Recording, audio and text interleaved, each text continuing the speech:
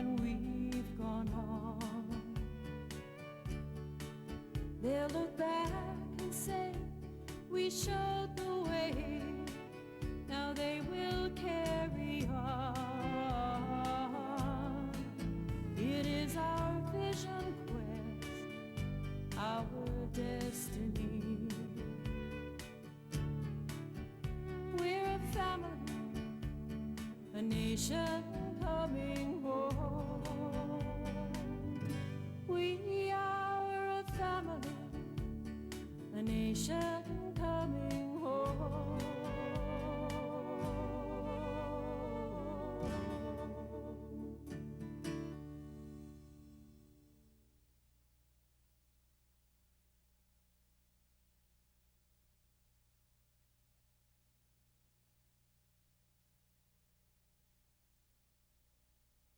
Ladies and gentlemen, it's the 25th year of the Batoche, back to Batoche, and I know I've been here quite a few times, and I'm really happy to be back here because I get to see a lot of my friends from Saskatchewan. I'm originally from Pierceland, Saskatchewan, born and raised there until I ran away, and of course I ended up in Alberta someplace. Tune up your fiddles and your guitars and your jigging feet because we're going to have lots of fun here this afternoon.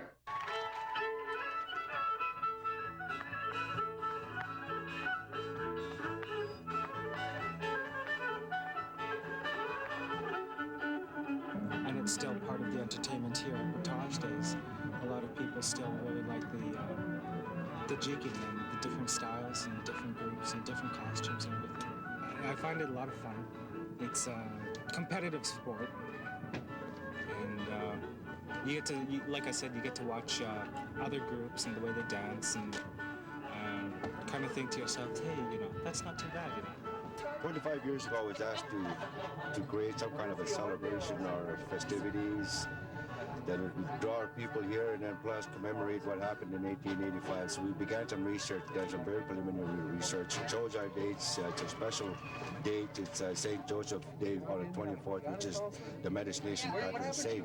I think spiritually, culturally, philosophically, politically, and in those other that you can't see terms, I think it's the same as 1970, and I like to say it's the same as 1885. In 1885, we owned Western Canada, along with the First Nations people.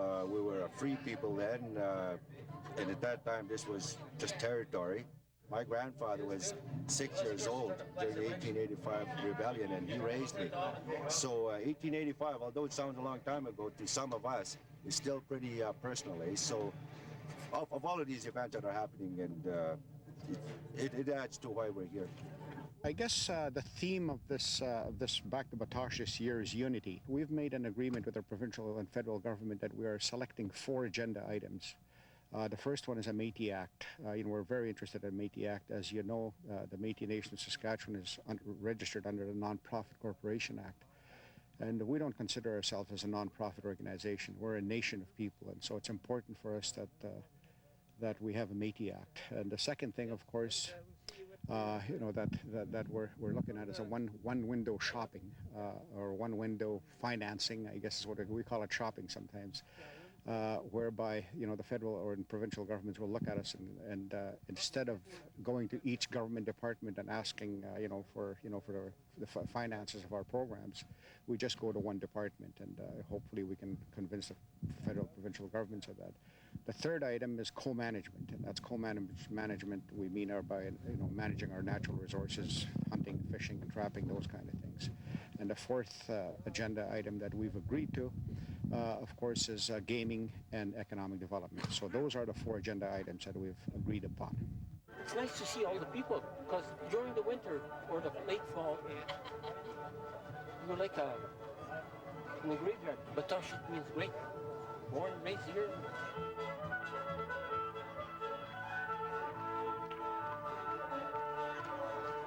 Otherwise, we're surviving. We can just as great as can be. The next contestant right here on my face is Daryl Lee Nelson. 53, okay.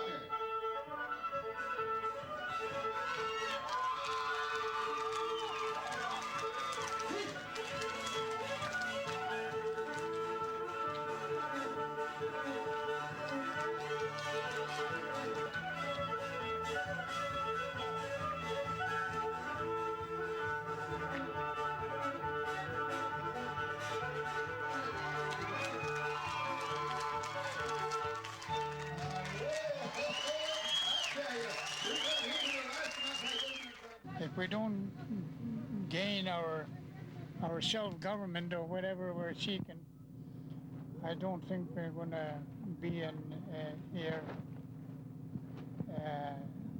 And I don't think the Batoche celebration should be the only thing that the Métis should be thinking about.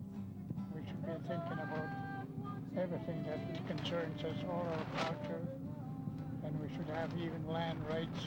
You can't narrowly define culture as just like having dances and wearing a sash and the which they're integral parts of identifying yourself in your culture and doing things. But how come when they talk about Greek culture, they talk about their architecture, their laws, their songs, their music, their language, the classic Greek languages, and all these kinds of things. When they talk about us and the Indians, it's Indians dancing around a fire, Métis wearing a sash and dancing with the fiddle. They're practicing their culture, right? Narrowly defined. Your culture is your interpersonal relationships, your relationship to the land, your language, your religion, your customs, your laws, your intellectual and artistic manifestations, all those kinds of things, and it's a cultural imperative. You have to have all of those things, in order to survive as a people.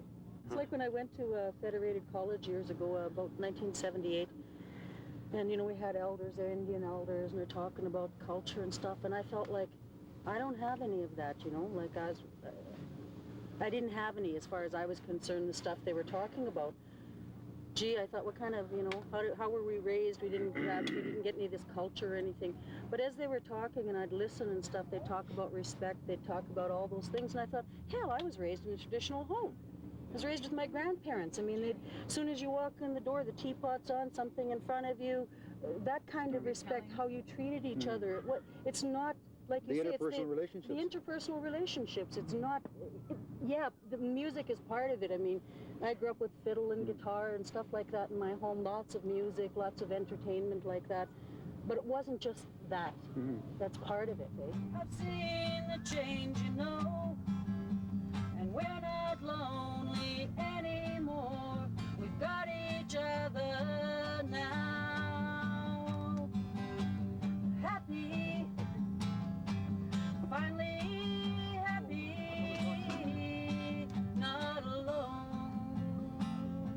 We've got a home.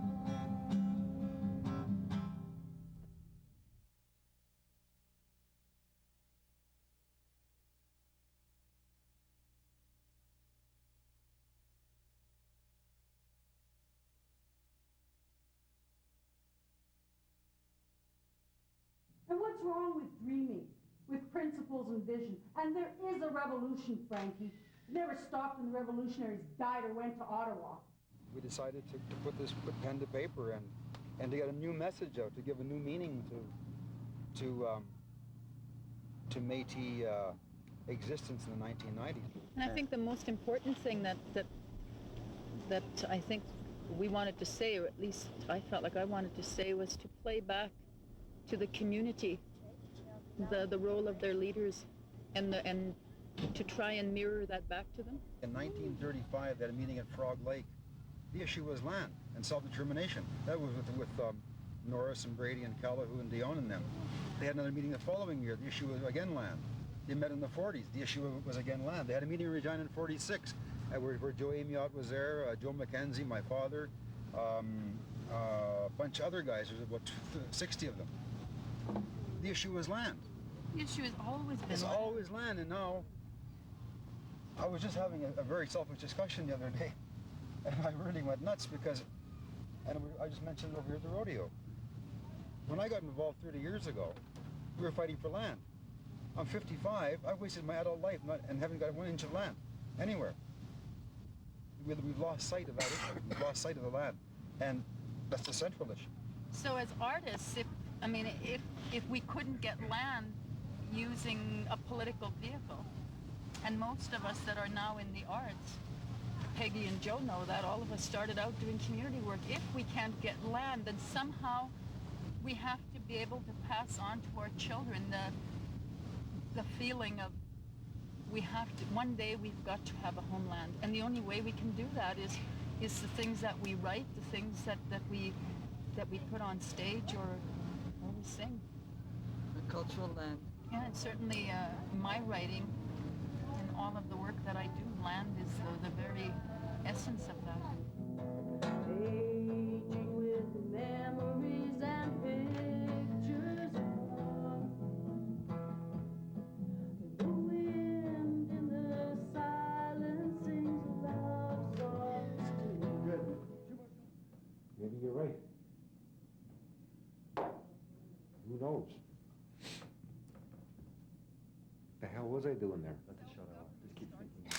How about It it? doesn't start here, it starts inside, and you build that strength by writing about it, singing about it, acting it. I think that's why doing most films. people come out here, like that sort of sense of belonging, sitting around the fire, looking at the stars. I think it's sort of for me, I've always come to Batoche because it's all Métis people, the visiting, that kind of thing. But you're right, it's really hard in the urban centers for us to go back and live like that, because we don't live in the past, we live in the time that we're in. And people have jobs and expectations and families and those kinds of things to go to. And I think that's why people come back here. I think you're right. And inside, people know what that Homeland issue begins in the home, Yeah. Malcolm Norris told us this would happen. He told us if we took government grants and programs, we set our people back 20 years. Remember when he said that? You were there when they offered us the money. What was it, $60,000? I can't even remember. He said, take that money and they'll own us. All the work and organizing will be for nothing. I don't have to listen to this bullshit. Yeah, well, remember the 60,000 that co-opted us, Frankie. Didn't even work out to $1 a piece. You think of the old-time organizers and stuff, like they didn't have money. They went from place to place. People helped because they believed in it. And I think we really had a lot of things going for ourselves. But what really interfered with that is money and power. Because it sets people who are privileged. And the rest aren't. I remember leaders coming here to meetings and listening to leaders talk about grassroots, and I'd kind of look at them and think, God, you haven't seen a grassroots for the last 15 years. What the hell are you talking about, you know? Sort of like people forgetting where they come from. Because you just get bought off. That's what happens, you know? And as how you bring culture and politics together, I think we have to redefine what that is and how, because what we're doing is we're modeling ourselves after the oppressor. Yeah, we got ministers of culture. Yeah, you know, like, come on, you know. That's our culture. See, if they're funding your organization, if you're in their pocket, then they can treat you as a social problem. Mm-hmm. And they control, and Peggy was talking about power, it's a question of power. Who has the power to do the things? They have the power, because they have the money. I think politics means power, but in communities and within ourselves, that's strength. And power is misused. If strength is used correctly, then that's where we grow. And I think it's been politics that's been keeping us back. The only organizing we've done since is organize an election campaign to trade places with you or haul each other off to court for fraud or mismanagement, for Christ's sake. Hey? I know, don't say it. Just as bad as everybody else, For and I'm goddamn sick at some sure. of the shit I've done. Why the can't we just talk to each other? Because who the hell can talk to you when you're like this? Nobody can get a goddamn And what makes word me in so edgewise. angry is government knows what's happening. They don't have to worry about us. Throw us a handful of bills and we're like the natives in the movies. We'll kill each other to grab them. Yeah, well, they're your people, aren't they? My people. Yeah. When did you bleach out? You know that's your problem, Frankie. You never liked being brown. That explains a whole lot of stuff. Yeah, like what? The blondes you can't leave alone. You're crazy, you know that? You're obsessed? What the hell you got against blondes anyway? I got nothing against them. I just don't like how you use them, or let them use you. It's like those clothes you're into and golfing. Golfing, for Christ's sake. What the hell's wrong with golfing? It's exercise. When was the last time you just went for a walk? 20 years? No, you can't walk. You might look like a homeless breed. Yeah, right. Never mind, yeah, right. You spend so much time on a golf course looking VIP. You spend more time emulating them, Frankie, than you do listening to the people you're supposed to be leading. I don't know what the hell you all want from me, Loretta. According to you and all those bimbos out there, there's nothing in this man that's worth shit. You said nobody ever thanked you. We all did. When? Hey? All I ever hear is this. You rip big chunks off me every goddamn time I see any one of you. You rip so much off me, I'm surprised I'm still around. Good thing I'm tougher than rat shit. I'm stupid. I'm beginning to wonder. I was always so proud of you, Frankie. Standing up there, you talk to the people and get them all fired up. They would have followed you anywhere. I would have followed you anywhere. Yeah, well, that's where the chips fall, eh? By the way, thanks for sharing that. If we don't have somewhere to really identify with, somewhere where there's an ongoing Métis presence, an ongoing something that's happening there all the time that we own, we're going to get lost in history.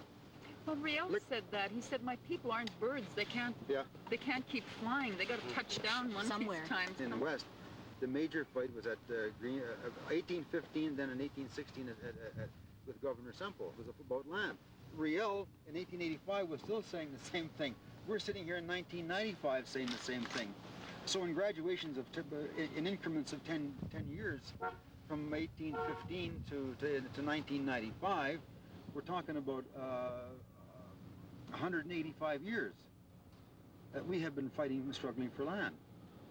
You know, the word to own myself is what the essence of self-government is supposed to be. That was the name of Métis people once, people who own themselves. Métis people don't own themselves anymore. You know, they don't own land, but somebody else owns them and tells them what to do. And as long as leadership perpetuates that kind of thing, both government leadership and Métis leadership, that'll continue to happen. And we'll continue to meet once a year. And unless we can get something where we can do some of the performing arts and, you know, where we can tour our own shows and have control of it. Land has to be a #1 priority, and that's what the play was. We've had that discussion many times over the last 25 years. You know, what is the role of Métis politicians? They were sent out there to get land. We still don't have land. This land around Batoche is being purchased by, you know, in land claims. Gabriel's Crossing is up. Nobody's talking about that. We don't have, you know, we go on and on about homeland. We don't have land.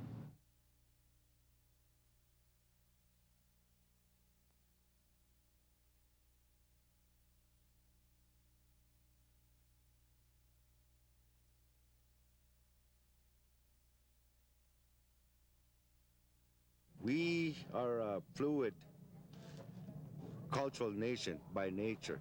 If you take a look at our history and our genetic makeups and how we incorporate some of the European philosophies as well as the North American philosophies, we have evolved a unique Métis culture language. They say that there's no such thing as Métis. They figure that Métis is a Canadian, but I don't feel that way. When I grew up, I was brought up by the land of our country over there where I grew up in the north, and I try to continue doing that as I was raising my family. They will have to come together and discuss their problems and see what's best for them, and to communicate with each other, see what would be best for them, and go at it from there, day to day. They don't come all at once, you know. It takes time. That it is important that we know who we are and what we are, and also to continue the tradition, way of life, and also the language and everything. We've taken the last 10 or 15 years trying to tell our people, and I think that's starting to sink in now, that our future is going to be determined by us. And I suppose, and we have been negotiating with provincial and federal governments in respect to our future. But because of our inherent right and because of our status, our current status in the Canadian Constitution, our future belongs to us. You know, I think that we got to start looking at programs that are going to teach urban Métis, you know, a lot of the traditions and the history and the culture and, you know, those kind of things. That's important. The last president that they had at the Edmonton Métis Nation in Edmonton was the late Larry Desmille. He always pushed for Métis being known as specific people, as a specific group. And he always pushed for Métis issues to go through. Who's a repository of culture? I think all the people are. but they just don't know what culture really means. Because white society says that we're supposed to dance and have a fiddle in our hands and a sash and drink a bottle of wine under a bridge like Thatcher thought we were supposed to do, then those kinds of things are going to prevail. But if we don't, in an artistic kind of way, like through writing books, through writing plays, poetry, using the mass media in terms of films and movies and documentaries and docudramas to get our message out to reach a broader audience. I mean, I think we aren't missing the boat. I don't believe that we're utilizing it to the best of our ability. Self-government doesn't happen in the Houses of Parliament. It happens in the way that people make pilgrimage together. And making pilgrimage together is, how do we, as a community, see ourselves? How do we sing our songs, write our songs? How do we tell our stories? How do we sit around?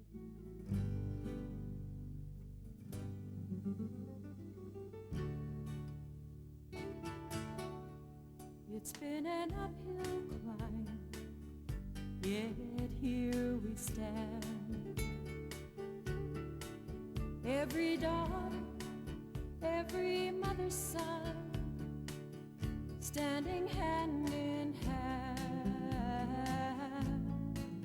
I see a brighter day, a brand new dawn. We're a family, a nation coming home.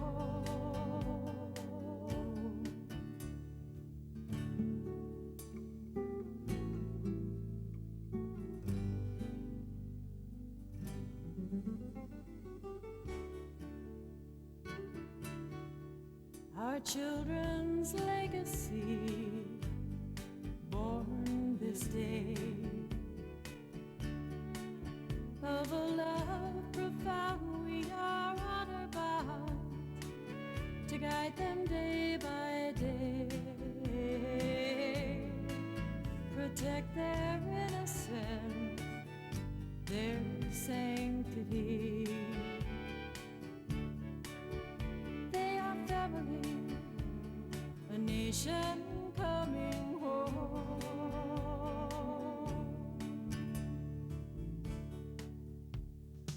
Free, strong and free,